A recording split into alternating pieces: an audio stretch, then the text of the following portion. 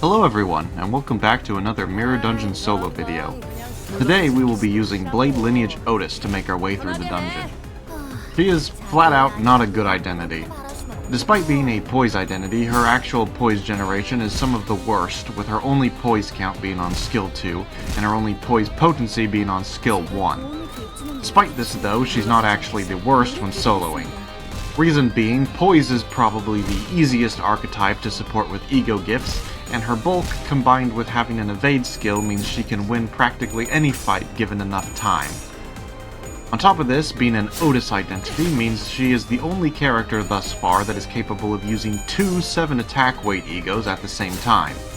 With Ebony Stem and Binds having different damage types, no encounter is capable of resisting both of them, guaranteeing Outis can stagger almost every enemy turn 1, so long as she can actually fuel them.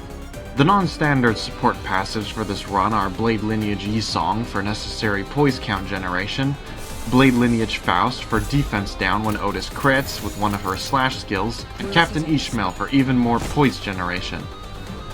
The starting gifts we picked for this run are the cigarette holder and the old wooden doll, where we enter into debatably one of the hardest first floors, Noggle and Hammer. Despite its difficulty, we do get incredibly lucky with obtaining both Lithograph and Coffee and Cranes before making it to the boss against Guido. Because Coffee and Cranes are the single best resource generating gift as long as you have a Lust skill, we now have an infinite supply of it, letting us use as many ego skills as we need. This one ego gift transforms this fight from being one of the hardest solo fights in the game into one of the easiest. A single use of Binds is capable of staggering every enemy except for Guido, and following it up with an Ebony Stem finishes them all off, leaving only Guido, who we can easily take out with one more skill 3.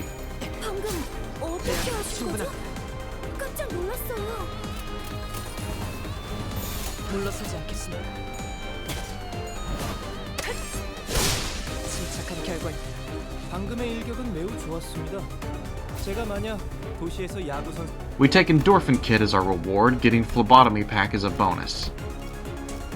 The next floor we pick is the most natural state of progression after Noggle and Hammer, which is the Unconfronting. Here we buy Carmilla and an extra skill 2, as well as Bloody Gadget and Imposed Weight. We also find Illusory Hunt before making it to Cromer. Cromer is literally just an ego resource check. If you have enough, she is one of the easiest fights in the game, otherwise if you don't, she's an insta-loss. The only time she would prove actually difficult is if you are weak to her attacks, don't have any bulk, have no evade skill, or no Wa ego. I'd say you need to have at least 2 of those for her to be actually difficult.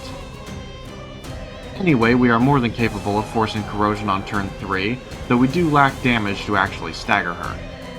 This is not a problem though, as we can stagger her when she uses Gaze again, nullifying it for a second time. Afterwards, we can take out the rest of her health, pushing her into phase 2. There is no real difficulty in the second phase. Poise combined with how the game calculates low HP with broken parts actually makes Outis's damage output really high. The extra 30% damage from her passive really shines in abnormality fights with multiple parts like this one.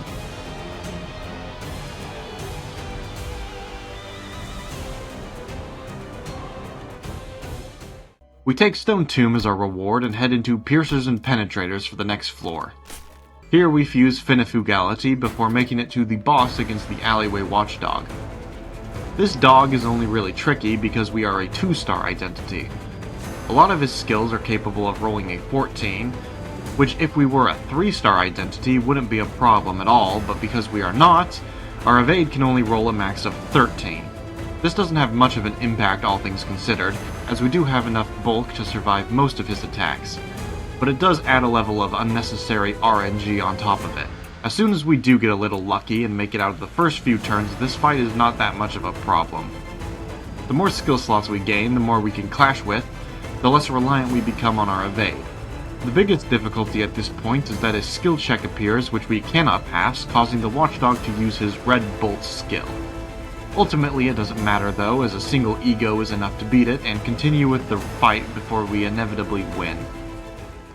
We take Nebulizer as our reward and move into Yield My Flesh to claim their bones for the next floor. Here we buy Grey Coat, Late Bloomer's Tattoo, and Painkillers just in case. We also manage to pick up Broken Blade and fuse Red Tassel and Devil's Share before heading into the fight against Bamboo-Hatted Kim. He is really intimidating, and a lot of it comes down to how fast his animations are, to be honest. To any unit without an evade, he's usually a run ender with how many debuffs he inflicts, including bleed. Even with an evade, I keep getting unlucky and losing a roll somewhere in the middle of his attacks, causing more resets than were necessary. Paralysis combined with bleed means you need to evade everything, otherwise it's basically a guaranteed loss. Eventually though, my unluck manages to run out, allowing me to finally get past the third turn. We don't have nearly enough damage to stagger him before he uses to claim their bones, so we have to clash with it instead. We have to use an ego to clash with it, and because it is the last skill Kim uses, it means we cannot reliably use an evade this turn. Ever since Project Moon changed how clash order works to move from left to right instead of whatever you pick first, problems like these have become much more prevalent. All it means though is we have to tank an attack, which so long as everyone isn't to claim their bones level of scary, it's more than fine. It does cost us the next turn though, as our lower sanity results in a few lost clashes, but we are able to win most of them and stagger Kim. Once he's staggered, the fight's over. Our damage output at this point is absurd and we finish him off shortly after.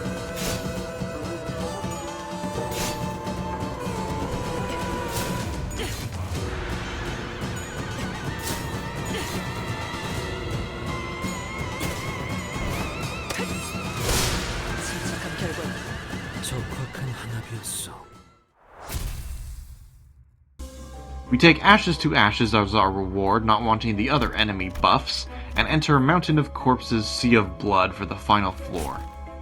Here we buy Faith, cause it's funny, and extra skill 3 and Resolution. Also getting Piece of a Relationship and Rusty Commemorative Coin. We fuse Clear Mirror Calm Water before forgetting to heal the extra HP from Piece of a Relationship and entering into the final boss against the Spiral of Contempt. I picked this floor exclusively because it's the only one where it's possible to get this guy as a boss. I've honestly kind of forgotten how this guy works, and even after beating him I still don't really remember.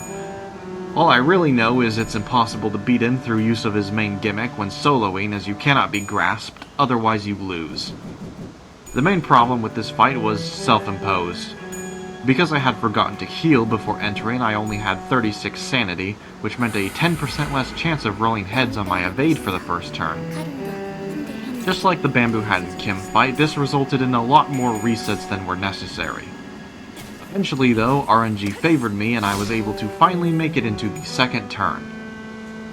The Spiral's not that bad if you have an evade and max sanity. Most of his effects are on hit, so as long as you dodge everything, he doesn't do much other than sit there and look pretty. But that can be said about pretty much any fight. Once you do manage to get enough skills, the best way to beat him is to dodge the attacks from the body and focus your efforts on the hands. His gimmick about being resistant to everything doesn't work once he's staggered, so we can simply focus down the hands and he falls relatively quickly. Even faster if I would have listened to my own advice.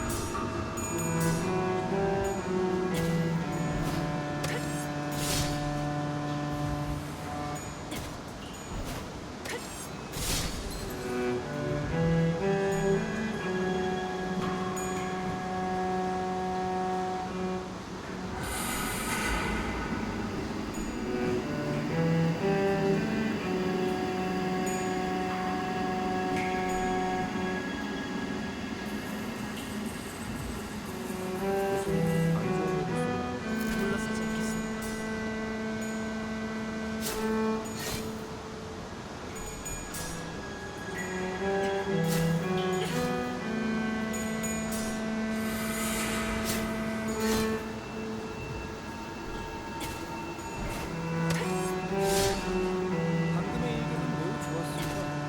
제가 만약 도시에서 야구 선수가 되어 홈런을 날렸더라면 이런 기분이지 아마 않았을까 그 싶어요. 공격이 약점이었겠죠? 그랬을지 않겠습니다.